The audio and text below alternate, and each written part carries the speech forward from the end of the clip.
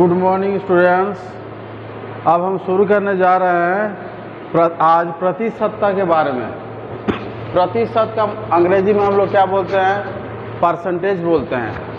प्रतिशत को हम लोग अंग्रेजी में परसेंटेज बोलते हैं। देखो इसका परिभाषा, प्रतिशत को हम लोग किस तरह से जानते हैं। प्रतिशत दो शब्दों प्रति और शत, दो शब्दों से बना है। प्रति और शत, प्रतिशत। इसको हम लोग इस तरह का चिन्ह से दर्शाते हैं। ये प्रतिशत का चिन्ह है ना। इस पर ध्यान दो सब कोई, जो हम बोल रहे हैं समझा रहे हैं। ये प्रतिशत का चिन्ह है। और जैसे मान लो एक उदाहरण हम बता रहे हैं। यहाँ देखो, x प्रतिशत का क्या मतलब हुआ।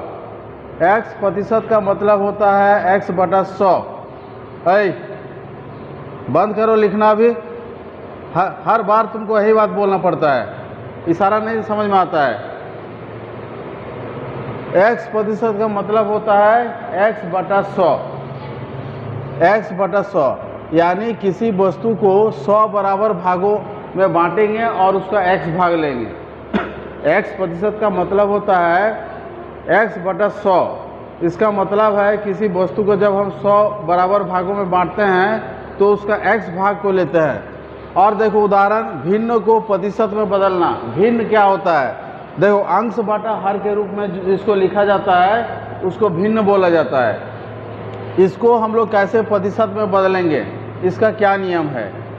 किसी भी भिन्न को प्रतिशत में बदलने के लिए हमें उसे 100 से गुना करते हैं। हम उसे उसमें 100 से गुना करते हैं, है ना। हम उसे या उसमें, हम उसमें भी यहाँ उसमें लिख सकते हैं। हम उसमें 100 से गुना करते हैं। देखो, जैसे 3/4 को एक भिन्न है, उसको हम प्रतिशत में बदलेंगे तो क्या करेंगे? 100 से गुना करेंगे। 3/4 लिखेंगे, बराबर का चिन्ह लगाएंगे, फिर 3/4 गुना 100 करेंगे और इस तरह से ब्रैकेट डाल के इस तरह से लिखेंगे प्रतिशत। सिर्फ इधर देखो, किताब में ऐसा नहीं मिलेगा जो तुम लोग करने जा रहे हो। यहाँ पर ध्यान दो। इस तरह से लिख के हम लोग दिखाएंगे। 3/4 गुना 100 लिखेंगे और ब्रैकेट डाल के प्रतिशत का चिन्ह लगा देंगे। यहाँ पर पढ़े ना, किसी भिन्न को प्रतिशत में बदलने के लिए हम उसमें 100 से गुना करते हैं, तो 100 से गुना कर दिए। अब इसको भाग देंगे, कटेगा। जैसे 100 है, 4 से भाग देंगे तो 10 को पहले भाग देंगे। 4 दूने 8 होता है। 10 से 8 घटाएंगे 2 होगा, फिर 20 आएगा। 4 5 20 होगा।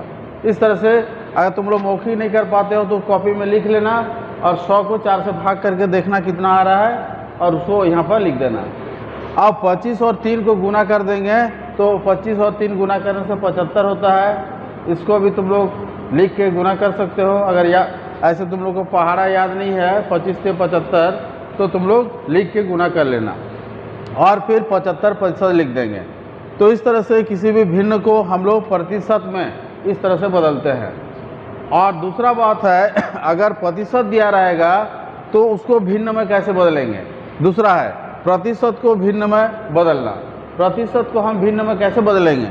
तो देखो, किसी भी प्रतिशत को भिन्न में बदलने के लिए हम उसमें 100 से भाग देते हैं, है ना। देखो, जैसे 65% को भिन्न में बदलना है तो हम क्या करेंगे? 65% बराबर 65/100 लिखे। अब उसके बाद मतलब क्या है, यहाँ 100 से भाग देना पड़ता है। 100 से भाग देते हैं तो 65% मतलब 65/100 लिखे। अब उसके बाद इसको लघुत्तम रूप में व्यक्त करने के लिए क्या करेंगे? इसको 5 से भाग दे देंगे, क्योंकि दोनों 5 से भाग जा रहा है। कैसे जानेंगे? इसमें 65 का इकाई का अंक 5 है और 100 का भी इकाई का अंक 0 है। तो इकाई का अंक 0 हो चाहे 5 हो, वैसा संख्या को हम 5 से विभाजित कर सकते हैं। तो इस तरह से हम बोलेंगे 65 को 5 से भाग देंगे तो 13 होता है और 100 को 5 से भाग देंगे तो 20 होगा। तो इस तरह से प्रतिशत को हम भिन्न में बदल सकते हैं। ठीक है, भिन्न को हम लोग अंश बटा हर के रूप में समझते हैं और प्रतिशत में प्रतिशत का चिन्ह लगा हुआ रहेगा। तो इस तरह से इसके बारे में हम लोग जान गए।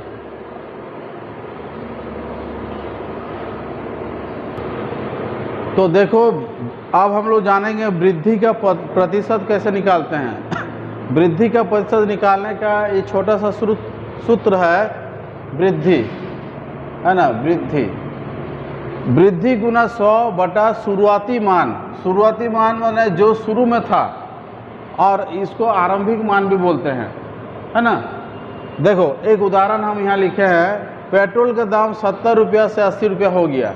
मतलब शुरुआती मान कितना था? 70 रुपया, अब बढ़ के 80 हो गया। तो पेट्रोल के दाम में कितना प्रतिशत वृद्धि हुआ? तो देखो वृद्धि प्रतिशत निकालने के लिए पहले वृद्धि निकालेंगे। तो देखो यहाँ पर हल हम करते हैं, वृद्धि बराबर लिखेंगे 80 रुपया माइनस 70 रुपया, तो ये हो गया 10 रुपया, ठीक है। अब प्रतिशत वृद्धि वाला सूत्र लिखेंगे, प्रतिशत वृद्धि करके लिखेंगे, प्रतिशत वृद्धि वृद्धि होता है, तो हम लोग इसमें वह ही रखेंगे, वह, है ना, वह, ठीक है, वह रखेंगे, ठीक था, ये वह नहीं होता, वह होगा। प्रतिशत वृद्धि बराबर लिखेंगे, देखो सूत्र को पहले लिख लेंगे, वृद्धि गुना 100 बटा आरंभिक मान, आरंभिक मान। तो वृद्धि का मान हम लोग निकाले कितना? 10 रुपया। तो यहाँ वृद्धि के जगह पर 10 लिखेंगे, फिर गुना करके 100 लिखेंगे, बटा करके जो शुरुआती मान था 70 रुपया शुरुआती मान था, है ना, तो यहाँ पर 70 लिखेंगे। अब देखो 1 0 1 0 काट दिए, बच गया 100 बटा 7। अब इसको हम लोग भाग दे के निकालेंगे, 10 को 7 से भाग देंगे, 7 के 7, 10 से 7 घटाएंगे 3, 3 के बाद 0 लगाएंगे 30 हो जाएगा, 7 चौके 28 हो जाएगा, 30 से 28 घटाएंगे तो 2 होगा। इस तरह से 14 2 बटा 7 प्रतिशत, कितना प्रतिशत वृद्धि होगा, है ना। तो इस तरह से हम लोग प्रतिशत वृद्धि को निकालते हैं। देखो प्याज का दाम ₹60 प्रति किलोग्राम से घटकर ₹40 प्रति किलोग्राम हो गया है। तो प्याज के दाम में कितना प्रतिशत कमी आई? प्याज के दाम में कितना प्रतिशत कमी आई? तो देखो कमी का प्रतिशत निकालने का ये सूत्र है। तो यहाँ पर हल करेंगे तो लिखेंगे कमी का प्रतिशत, कमी का प्रतिशत बराबर, इसको लिखेंगे कमी गुना 100 बटा आरंभिक मान, आरंभिक मान। तो देखो कमी का मान निकालने के लिए पहले हम लोग निकाल लेंगे कमी बराबर 60 घटाओ 40 करेंगे तो हम लोग को कमी का मान निकलेगा जो कि 20 रुपया प्रति किलो, 20 रुपया प्रति किलोग्राम, ये हम लोग का कमी है। केजी माने किलोग्राम। अब कमी का मान कमी के जगह पर रखेंगे, इसको रखेंगे 20 यहाँ पर गुना 100, 20 रुपया कम हुआ है बटा आरंभिक मान। आरंभिक मान कितना था? 60 था, तो 60। अब हम लोग काटेंगे, 0 0 कट गया, 2 3 6, 100 को 3 से भाग देंगे तो 10 को 3 से भाग देंगे तो 3 3 9 होगा, 10 घटाओ 9 करेंगे 1 होगा, फिर 1 शून्य मिलकर 10 हो जाएगा, फिर 3 3 9। तो इस तरह से 33 1/3 इतना प्रतिशत कमी आएगा। 20 रुपया कमी आ रहा है लेकिन प्रतिशत में 33.3 या 33 1/3 प्रतिशत कमी आएगा। यहाँ पर और एक तरह का प्रश्न हम लोग देखेंगे कि यदि ए की आय बी की आय से x प्रतिशत अधिक हो, मतलब दो जन के आय का तुलना किया जा रहा है, एक जन का आय दूसरा जन के आय से x प्रतिशत अधिक है, तो पूछ रहा है कि b के आय में a की आय की अपेक्षा कितना प्रतिशत कमी है। मतलब a का आय क्या है, b के आय से x प्रतिशत अधिक है। a मतलब एक आदमी, b मतलब दूसरा आदमी, ठीक है। पहला आदमी का आय दूसरा आदमी की आय से x% अधिक है, तो पूछ रहा है कि दूसरा आदमी का जो आय है पहला आदमी के आय से कितना प्रतिशत कम है, ये पूछ रहा है। तो इसका सूत्र होगा x, ये जो x लिखा है यहाँ पर x बटा 100 प्लस x गुना 100%, इतना प्रतिशत कम होगा। इसका सूत्र क्या होगा, x बटा 100 प्लस x गुना 100। तो देखो यहाँ पर एक नाम दे के बता रहे हैं, यदि विजय का वेतन संजय के वेतन से 25% अधिक है। विजय और संजय दो आदमी में हम लोग तुलना कर रहे हैं। क्या कर रहे हैं, विजय का वेतन जो है, वेतन मतलब आय जो होता है, संजय के आय से 25% अधिक है। तो अब पूछ रहा है कि संजय का वेतन क्या है, विजय के वेतन से कितना प्रतिशत कम है ना। तो इसके लिए हम लोग हल करते हैं, सीधा सा हल करना है, इसमें ज़्यादा कुछ समझना नहीं है। तो कितना प्रतिशत कम है विजय के वेतन से कितना प्रतिशत कम है, कितना प्रतिशत कम निकालने के लिए हम लोग लिखेंगे प्रतिशत कमी। प्रतिशत कमी को हम लोग इस सूत्र के जरिए व्यक्त करेंगे। तो सबसे पहले देखो x है, तो a है x, यहाँ पर जैसे यहाँ x था तो यहाँ x लिखे हुए थे, यहाँ 25 है तो इस जगह पर 25 लिखेंगे x के जगह पर, ठीक है। तो हम लिखेंगे 25 बटा x प्लस x, मैंने 100 प्लस 25 है ना, x के जगह पर, और इसको ब्रैकेट में डाल के गुना 100 कर देंगे और यहाँ प्रतिशत का चिन्ह लगा देंगे, ठीक है। तो इसको हल करेंगे, अब 25 ये दोनों को जोड़ लेंगे तो कितना हो जाएगा 125 और गुना 100, फिर ब्रैकेट इस तरह से दे देंगे। फिर आप देखो 25 और 125 को हम लोग भाग देंगे, 25 और 125 दोनों 5 से भाग जाएगा, क्योंकि इकाई का अंक 5 है। इकाई का अंक 5 हो या 0 हो तो वो संख्या 5 से भाग जाता है। तो यहाँ लिखेंगे 5 5 25 और यहाँ 5 दूनी 10, 12 से 10 घटाएंगे तो 2 होगा, 5 5 25, फिर 5 और 25 भाग चल जाएगा, 5 5 25, फिर 100 और 5 को भाग दे देंगे तो 5 दूनी 10, 10 है और 0 एक लिख देंगे 20। तो इस तरह से 20% कमी, मतलब विजय का वेतन संजय के वेतन से कितना प्रतिशत ज़्यादा है, 25% ज़्यादा है।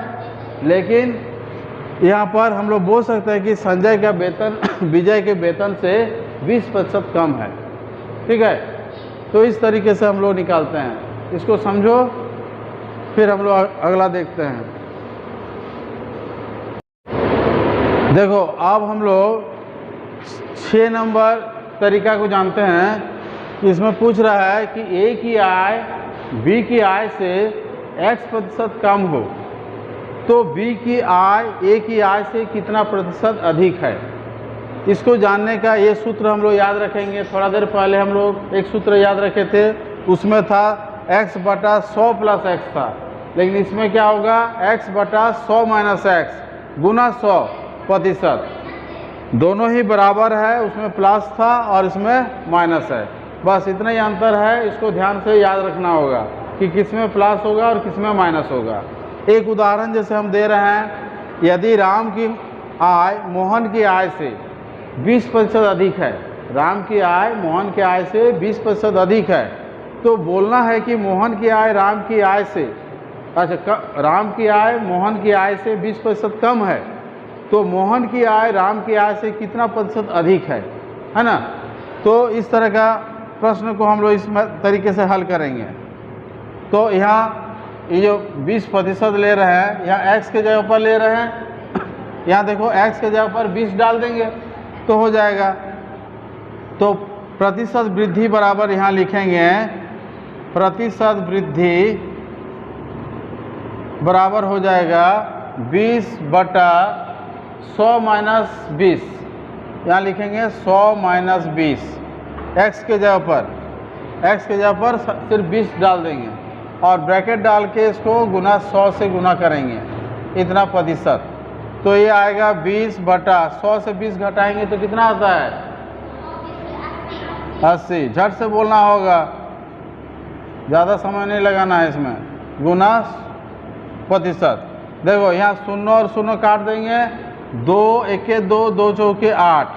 अब 100 को 4 से भाग दे देंगे तो ये सब चीज़ बनाते बनाते याद हो जाता है। ये 25 आ जाएगा, सीधा सीधा 25% लिख देना होगा, नहीं तो भाग करके निकालो, अभी समझ लो और उसको याद भी रख सकते हो। 100/4 होता है 25।